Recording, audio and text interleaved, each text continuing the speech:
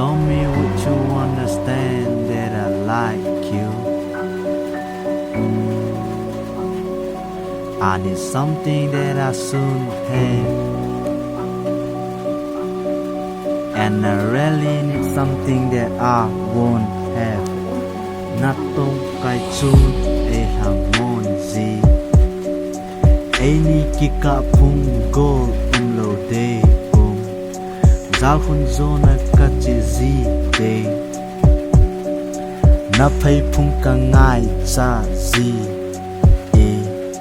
Mai mit a vet chim lo, si lung in gel chim lo. Ta sa hasat le damonan azui lo na din, kitau pi zing te.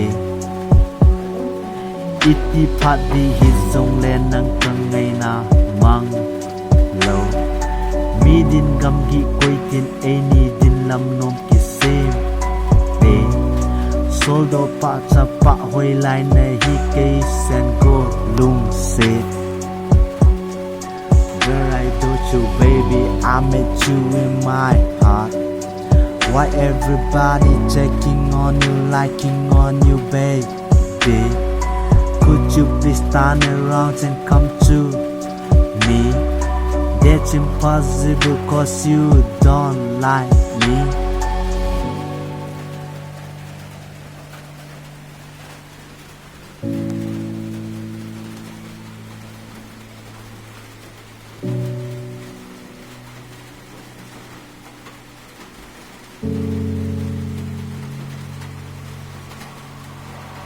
I need one hug from you, and I need you to be my baby girl.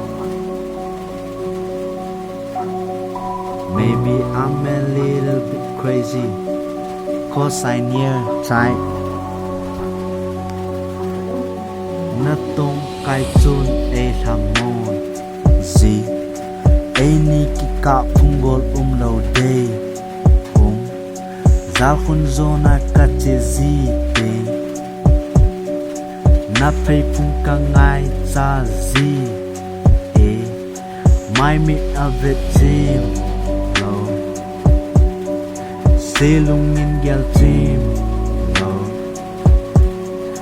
Ta sa hasat le damonan azui lo na din, kitau pi zing te.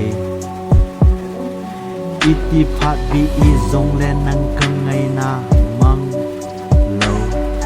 Mi din gam gi koi tin ni din lam nom kisim te. Soldo pa cha hoi lai na hi cây sen go lung set. Why oh why I had a life like this? Why oh why I had a life ever so?